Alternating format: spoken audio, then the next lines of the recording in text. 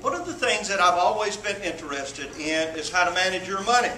After being 11 years state auditor, I got accustomed to try to protect your money. Now, I'm a physical conservative. My wife will tell you I'm cheap. And it's not a bad thing to be cheap when you're in government, to watch every dollar as if it belongs to the taxpayer, because it does. That's exactly where it comes from. Here in Mississippi, we don't have a printing press. Now in Washington, I think the Fed's doing a pretty good job rolling that one. But just now, we have to do something in Mississippi that I think is somewhat radical, that I insisted upon when I became lieutenant governor. I said, we're not going to spend more money than we're bringing in. A radical concept.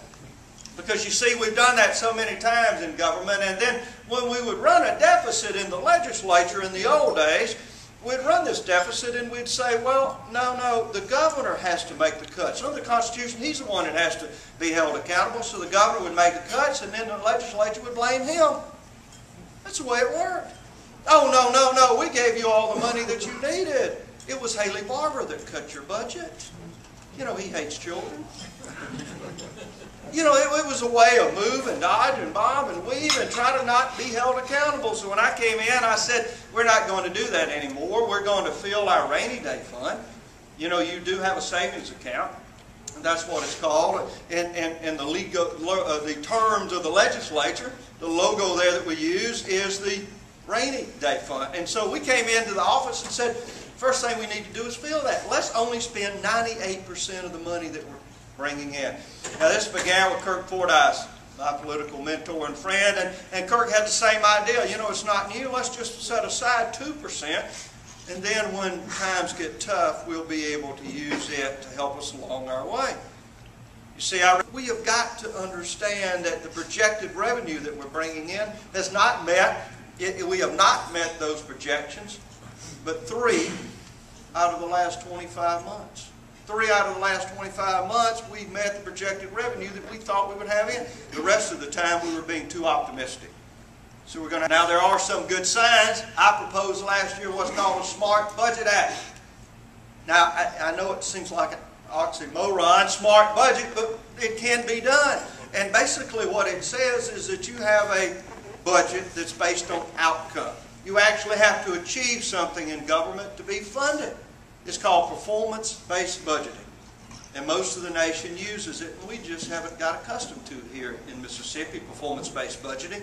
What we like is a good old budget. The good old-fashioned budget of 1890s. It says something like this. If I like you and your agency, if as a legislator, if you're doing what I ask you to do, and if you seem to be running things the way I believe that you ought to be doing, then I'll give you more money. If I don't like you and you're not listening to my advice, or you're doing something that I don't appreciate in my district, or not taking care of my district like you ought to be, then I won't fund your agency at the level that you may wish. What a terrible way to manage money. What we ought to be saying is we have a strategic plan. We know where we're going to go in the state of Mississippi. We know how we want to get there and how much money it's going to take for us to achieve that goal. And so now we've got targeted goals for every state agency to achieve. And if you don't achieve your goals, it's like working in the private sector. If you come in and your boss says, this is what I'd like for you to do, this is what I think we ought to do in our business, and you come back a year later and say, well, guess what, boss, we just didn't make it. Do you think he's going to say, well, I'm so glad to hear that, I'm going to give you a raise? I don't think so. So if you come back into the performance-based budget world and you say, we have not been able to achieve our goals, then you're not funded at the level that you might request. Performance-based budget. I used to tell people, if you can make gasoline out of pine chips, we're your state. And now we can. Now I know this is hard to believe.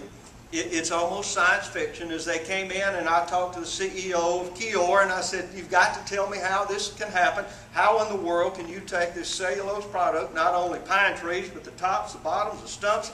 We could use almost any type of cellular product out there, cellulose product out there, and make diesel fuel. It makes it into crude oil. So you've got to understand how we put limbs on one side, it comes out crude oil on the other. Now there's a lot of method in between, but that's basically what happens. This is remarkable. As the CEO tells me, we take that 1,000 of years process and condense it into a matter of seconds. Now, we put about $75 million into it. We put money into it just like we did Severstal, just like we did Toyota, just like we did Nissan. And at the end of the day, we believe to create about 1,000 direct and indirect jobs. This is huge, and it's going to begin here at the Port of Columbus. This is going to be the first. And so people say, how in the world, after everything Columbus and the Golden Triangle has, and then you take Keyor over there? Well, I didn't do it. You see, they underestimate your efforts here. They believe that somehow you're just lucky. They don't understand how hard work and innovation pays off. How it seems as if the link is always working together with the city and the county, making sure they're on the forefront of economic development opportunities. That's why Keyor is coming here. The port helps, of course. But I'm telling you, this is going to be as many as 5 plants around the state of